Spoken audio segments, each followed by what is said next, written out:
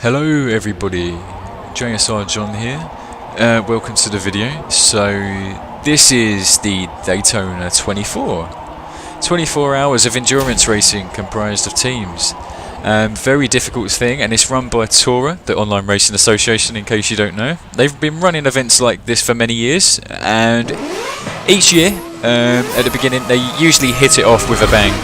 Some type of event that's either nostalgic or just hits really strong with the community.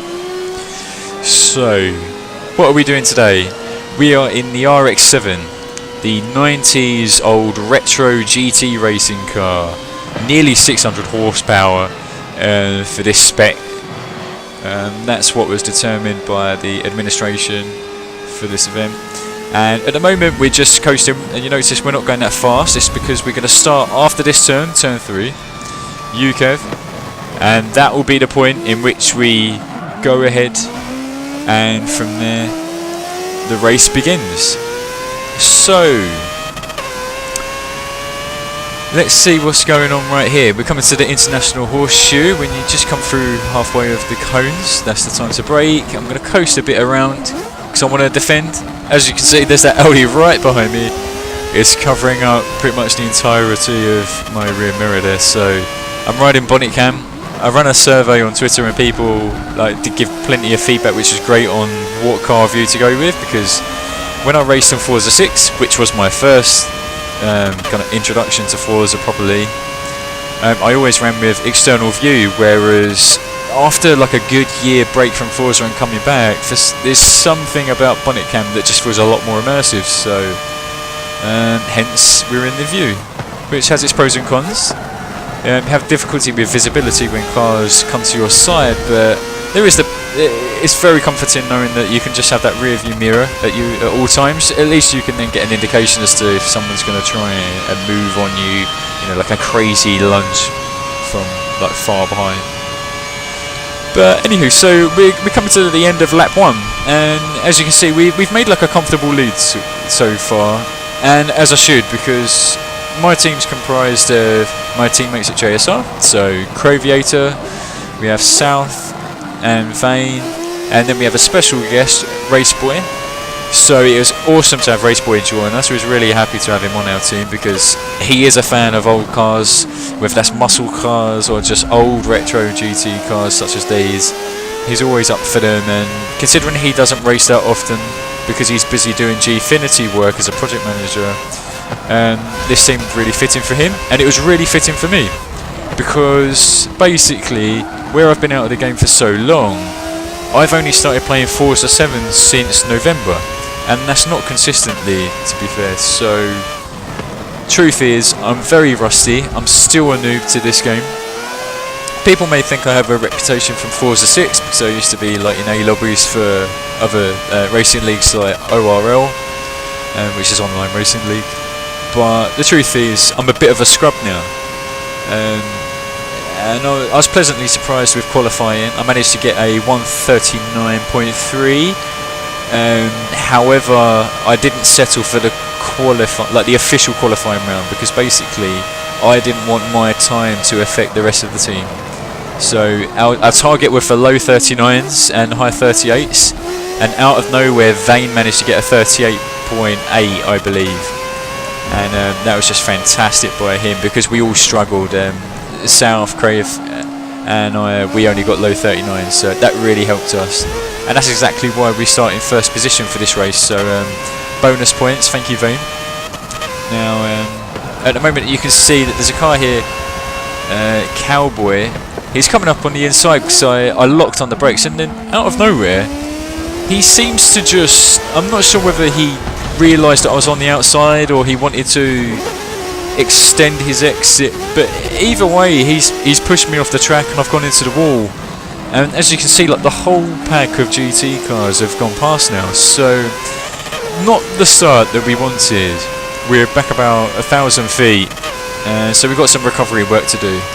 Coming back to the end of that lap and the beginning of a new one, we have Spartan Fit right here in the Audi. I was able to catch up to him just by raw speed, because the RX-7's strength is on the main curves. It can exceed 190 miles per hour, whereas the Audi is incredibly strong on the infield. It has a lot of turning grip as well as XL. Look at this. He can pull away by like over 30 to 40 feet just out of turn 3. So then it's my job to reel him in on the outside, and whilst pushing it to the limit, I seem to sim twitch on the curb, and someone else seems to have done the same thing. But the confession time, I didn't even have sim steering on. I avoided it because I knew there would be collisions in this race, and I didn't want to invite myself basically to spinning out, and yet it's at my own mercy to run a tyre on that curb, which I never done in practice, but it just comes to show racing is a whole different thing.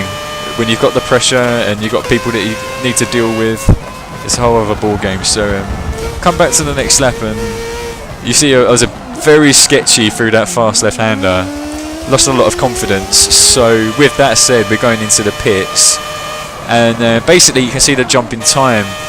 So I've just tried to hot lap on my own for a while, mainly because I want to get back into the rhythm of things.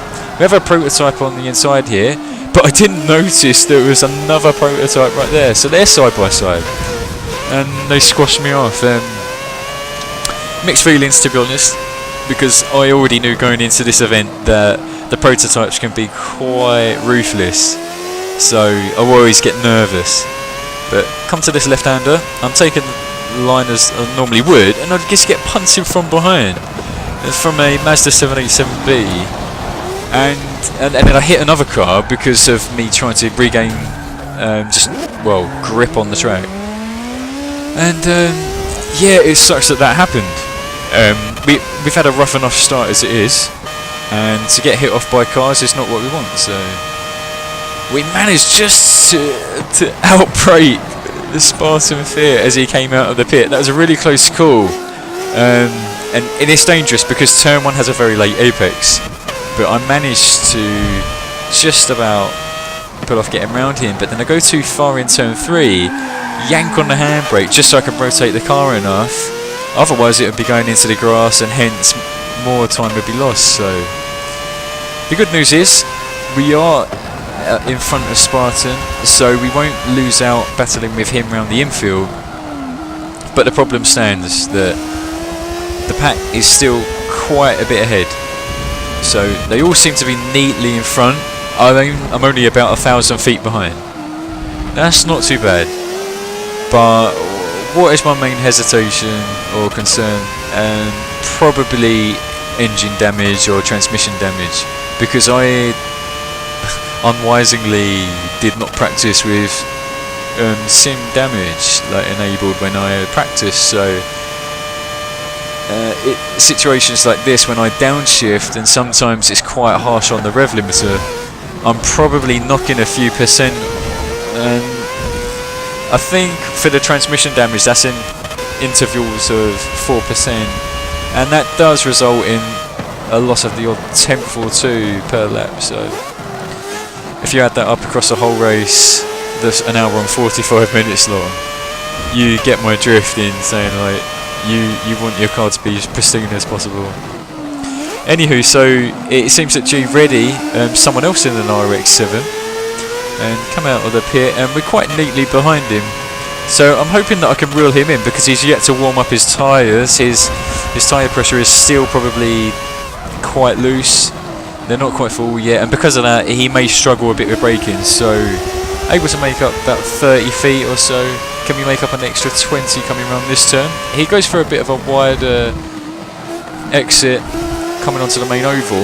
It seems to work for him though, and I was never too certain about which way to take this, because ultimately I like to wrap things around the inside. That's typically what I like to do, but that's probably a potentially a bad habit because I love racing in touring cars more than anything else. This is a whole different ball game for me. I've never raced in this type of car before, so let alone on Daytona. This is literally my first race on Daytona24hrs on Forza 7, so there's a lot to learn throughout this race. I've got a fantastic run on G Ready coming out of the bus stop. I noticed in this route most people will be trying to enter it too fast, and I think that's out of nerves because they're scared about being overtaken. But because of that, they compromise their exit. So I'm on the outside, and I decide that I'm going to brake early. I'd rather get into single file into turn 1, sorry, because basically you can't run side by side there. The long and late apex just gets thinner and thinner, so your margin for error becomes much greater. So yeah, it's worth it that I just fall in line for G ready, and we'll try attacking him again in another lap or two because we've still got plenty of time. Look, I managed to close up quite a lot there. He had an early entry into that corner, and because of that he ran the curb a lot. I think that would have compromised him by a good 50 feet for the exit. And he seems to be a bit sluggish coming around here, so I'm going to try and take the inside again as I typically would if qualifying. And I know that this is the fastest line around the curves. We have 30 degrees banking, and because of that, even if you're a few feet off this line, that can cost you around 10 feet, and that's the difference between having an opportunity to overtake or not. So I got on the brakes very early here. We're going to trail brake, get very close to him, and then go for a strong exit again. And just like that, we're going to try and snick it on the inside. And very courteously, G Ready holds it on the outside and allows me to go through. So massive respect to him.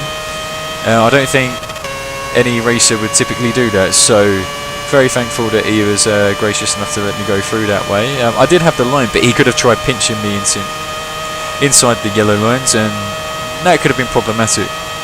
So we're back to Cowboy, the one that I want to be very careful about passing again, considering what happened on lap 3. We have a Daytona prototype on the inside, so we have a little bit of love tap. I hope Bokit wasn't bothered at all by that, but it did mean that G Ready was on my inside, because I had to go so far around for turn 3. But I managed to establish the position again. I'm going to hold it tight around here so he can't get a strong exit on me or try and do an overtake. And that works well in my favour. There's another prototype in my rear view mirror, so what I'm going to do instead is go the wide way around this corner, let the prototype accelerate through, and then I'll get back to the thin line as soon as possible. Really seems to have had an incident because I've got 200 feet on him, and that does not make sense. So coming up to the bus stop again. Oh, that was very sketchy by me. And it seems like there was some type of incident up here. Is that another RX-7? Yes, it is a BDR Spice. So it seems as if maybe a prototype and him had some conflict going through the bus stop, because I think the speed difference for the prototype, they may go through there like 50 miles an hour faster, and if you can imagine trying to go through at the same time, something bad is bound to happen. So he's took the pit. Now we're right up on the inside of Cowboy. I'd love to try and move on him, but this is not the part of the track to do it. What I want to do is bide my time, make sure that I want to stay comfortable with my braking. That's the most important thing, because obviously you don't see a racing line here, and that's because I don't like to drive with it. I actually find it distracting most of the time. And let's be real, like I just find it more immersive to have that. Before I can finish my point, I've done the same thing again. I've done a bit of the Royal Opera House ballet on the curb, and I was absolutely livid at this point, because to know that I've messed it up yet again, that's like at least another 500 feet that I've cost myself. So that's further work to do. Obviously it's not the end of the world, because we're only at 1 hour 23 minutes left. So if I manage to hot lap to an insane degree, I could technically make it back up the pack to maybe third, second, or maybe even first. But we'll focus on the bus stop for now. Aerox Bobby, who now seems in front of me, he had a very sketchy exit there, and I think he would have been counting his lucky stars that he didn't run into the tyres there, because when you're in the grass will always pull you out into the direction that you entered it. So that means that if you're already moving to the left, it's going to keep you moving to the left. And he probably had to counter steer quite a bit, and it's resulted in him losing a lot of speed here, hence why I'm right up by him. So I'm going for a late entry. As you can see, that was a bit dirty. I didn't stay with the white line, but who's really counting? I didn't gain a position there. The main thing for me is I wanted to give Bobby plenty of space to take that corner. I can take it around safely as well without putting either of us in danger. Right here I decide to let off the gas the slightest bit because this corner is just very easy to get wrong.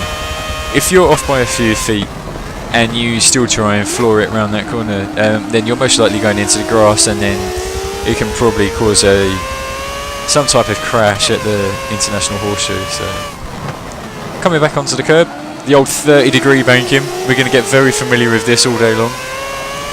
Look at that.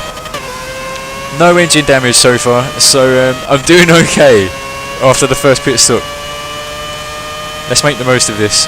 If I can keep that going, then I know that my pace is probably faster than everyone else.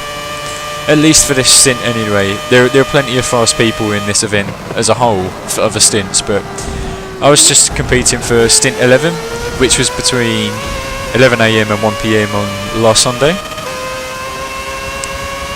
Whereas my JSR boys, they covered multiple stints, bless them. And I think it was the best decision just for me to do one, because where I'm so rough at Forza right now, it would have been too big of a danger or risk to the team to really put emphasis on or responsibility on me carrying points.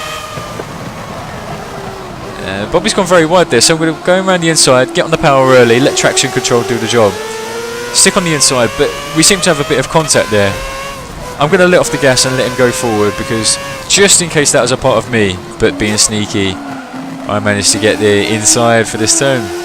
He went too far, and now I'm ahead, so it's all worked out in my favour, to be honest. And so I think that's a very good example of being patient, because at the end of the day, when you're in a race, you do not want to be rushing things. Like, rushing does not mean that you're going fast.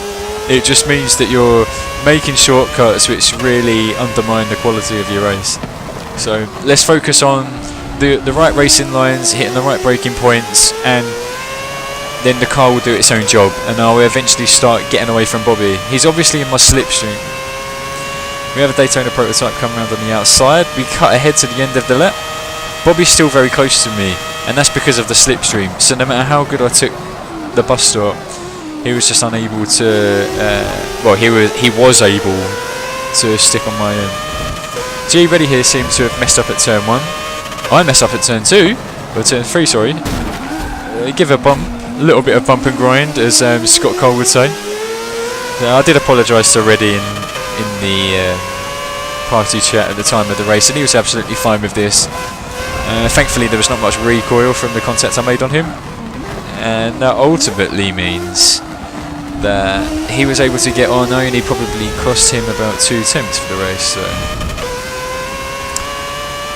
So I'm keeping it tight. He's a bit wider, and let's see what happens here. Do I manage to get any draft from him? Now, one thing to note here is, well, the sound. Like, I absolutely love the sound of this engine. The RX-7 is just such a high-pitch, powerful tone. It reminds me of the Mazda 282B. I have another tap on ready, and that's twice in 1 lap, so I've really got to calm things down now. I'm getting worried that I am putting too much pressure on myself. And if he was on sim still, then he would have made a fantastic job of not sim twitching there, because he was like decelling whilst going through a corner, and I brammed him. So incredible composure by G Ready, massive respect to him. Getting very close up to him. I managed to take the corner just a little bit better than him. I think that's because I feel more comfortable with being on and off with the brakes. That's typically my style, because unlike people who use an elite controller and then just hammer down the trigger and it doesn't matter because the brake will stop at about 60%. For me, I'm on the normal controller, so I prefer to just pump the brake a bit. If I need more, if I'm too soon, I'll let off, coast, brake again, and just repeat the process. Now you would have noticed there, I had a quick flash to telemetry, and that was because at turn 3, I noticed a really hard bang on the rev limiter. And what happened was I downshifted to second gear, whilst accelerating, and that ultimately cost me 4% transmission damage. So not exactly learned my lesson for this race, but it's not over. I'm not in first place. That was my expectation, and that's what people expected of JSR, that we would just walk away with it for this event, and in many respects we did. By the time that my stint commenced, we already had a 35-mile lead, I think it was. So pressure was on me to perform really well, and I've let the team down so far. And for some reason my car diesel's there, so I think I'm going to take the pit. And for some reason I teetotal into the pillar. Like, just like that, my car is brought to 190 to 0 in nothing. Just a click like that, and my car is absolutely destroyed. And I've done the maths, and my car was basically lost on about another 1,000 feet. So, very painful. We're down to 1 hour 10. Spartan Fit has had another pit, and the fact that I'm behind him says a lot about the quality of my race so far. It's been very sketchy. Sketchy will be the word of the day, because I'm effectively driving fast when it's going good, but then having such costly mistakes which are setting me back the equivalent of 1,000 feet at a time. So very sketchy here, very worried. The braking is just, I'm not sure what's happening to me here. I think the combination of being like hit off twice by other cars, me hitting the curbs and like dancing around, hitting the pit wall, I think I lost a lot of confidence and composure. So it's taken me a long while to get back into the groove of things. We're under 1 hour to go now, skipping ahead. Back up to Spartan Fit. I don't hit that corner too well, but I'm going to go for a stronger exit. It doesn't matter though, because he managed to gain like a good 40 feet on me just out of the exit. That's the amount of acceleration this Audi has. Now obviously there's a trade-off when it comes to the big curves. I think it probably struggles at around 170 to 180 miles an hour at like top end speed. So we'll see what we can do coming onto this curve. So let's see. What is he currently at? Like, he's around 60 feet or so, and then he's climbing up to over around 100. I've got 8% transmission damage again. Like, sort your fucking life out, John. Anywho, we're closing in on him. Look at that. He was 100 feet ahead. I've managed to halve that distance. Braking at Daytona. We're going to coast a little bit, come down to third gear. That helps with rotation of the car whilst effectively being at like medium speed around the turn. Got some gain on him. We're going to run it around the outside, and it is slower, but this really goes to show the difference between the two cars. Even around the outside I'm able to make clear gains on him. And he goes into my slipstream, and I'm absolutely fine with that, because I feel like as long as I'm ahead of him at turn 1, then the rest of it is history.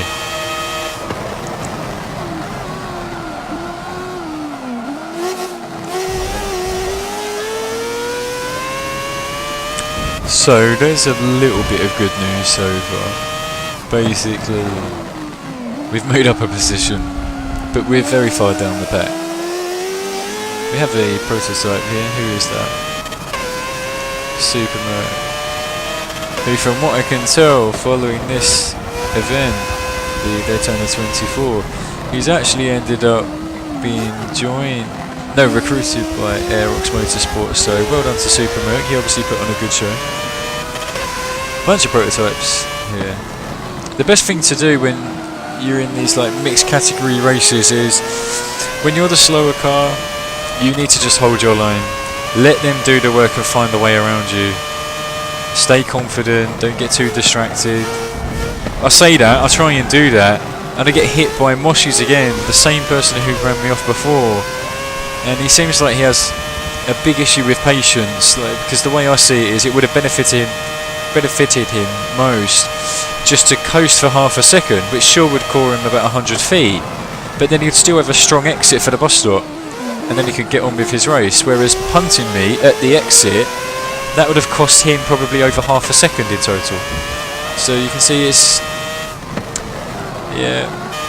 just one of those things. It's mixed category racing, so stuff's bound to happen. And Cowboys have seemed to have gone very wide here, and I think that was due to the prototype trying to go around him. It knocked him off. But I'll take that as a favour to myself. As you can see, we've only got 4 minutes left. We actually end at 20-minute mark. We have to stop the cars, and then the admins and marshals calculate the distances between the cars, and that way we can figure out which team is ahead after so many stints. So mixed feelings about this race, and only 4 minutes to go. Can we get a move on Cowboy? How much distance can we make? Because the truth is, every 100 feet matters. We want to make as least of a deficit for this race as possible for South, who would be running in stint 12, which would be the final stint of this event. So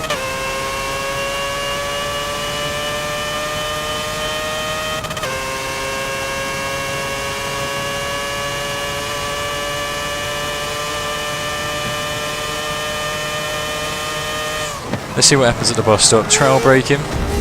I go a lot smoother than him, as you can see, and his exit's okay, to be fair, but my entry was just a lot smoother. I think I'm a lot lighter on the brakes and I coast a lot more, and I think it takes a lot of confidence to run coasting when going through corners, because the amount of weight transfer that happens from the back of the car to the front, that can lead to a lot of oversteer, and in turn you can lose your line. So I seem to have got his slipstream, and look at that, I nearly touched 200 miles per hour. He's gone a bit... Oh, he's notched the wall. I'm going to try the inside, but my left wheel just gets a bit of hold on the grass, and it knocks me off. So now there's even more pressure, because basically we've got 2 minutes left. That's the equivalent of about a lap and a half at most. So I really need to put the pressure onto Cowboy instead of myself, force him into either an error or just create an opportunity for myself. So he takes this very wide, but he closes it up very nicely. So I fall in line, slow down, and my tactic here is just catch up to him at the braking here, which I do, and then hold on to him, take a sharper line, and what I want to do is just hold right behind him, because if I can get that slipstream, and if I stay within about 50 feet of him going into the bus stop, this is going to give me a very good chance of getting a stronger exit and then beating him to the start finish line. I could make a move, but I'm not going to do it here. So we're going to back off, brake at Daytona, coast for a little while, downshift to third, get more rotation in the car, go for a stronger exit. You see he had 2 wheels on the grass. That slowed him down because it was rotating his car too much when he needed to be in a straight line. So this is very dangerous stuff right here. We're going into what will be the last lap of the race, and I need to make sure that this move sticks. I'm around the outside of him, and I'll have to stay on the outside. I can't come inside. So he's going to start making up ground again. I need to outbrake him, break in the wall. Let's go. Bit of trail braking. He backs off. Is it mine? Possibly. Oh no, he's ramming me from behind. Oh, but then he backs off. So I think he conceded. He realised that I was ahead, and his move was a little bit futile. But respect to Cowboy there. We got on really bad terms at the start of the race, but I like to think that things balanced out in the end. I got what I needed to, which was my own sense of vengeance. At the end of the day, he was the reason that I lost so many spots in the first place. Then I made more mistakes on my own, but at least I can redeem myself by getting back this spot. So what happens when we have only like 30 seconds left on the race? Well, get as best of an exit as we can, and hopefully we can just get every extra bit of footing as far as when the race ends. So there's 20 seconds left. I'm hoping that I can make it just beyond the bus stop, because the cars that are in front of me, they'll probably be on the main straight, so when they start braking, it will take them longer to get to zero because they're at a higher speed. And I want to make sure that I'm at higher speed, so I want to make sure that even when I'm braking, I stop as far back as forward. But there we are, there's the mark. I have to stop. And look at that. Barely 100 feet in front of Cowboy. Absolutely insane. That was very close call. And look at this livery. Joe to the Commando, who's our JSR boy. He made that for us. And that's the race. I hope you enjoyed it. If you want to watch anything else, please do subscribe to my channel. Leave comments below. Let me know what your favourite moments. Do you think I was a bit of a mong for crashing so much? What do you think of other drivers? And I'll be uploading more videos more often. So at least twice a week. So that will involve some like proper competitive videos, and others will be racing with my JSR compadres. So thank you for watching. I'm JSR John, and see you in the next video.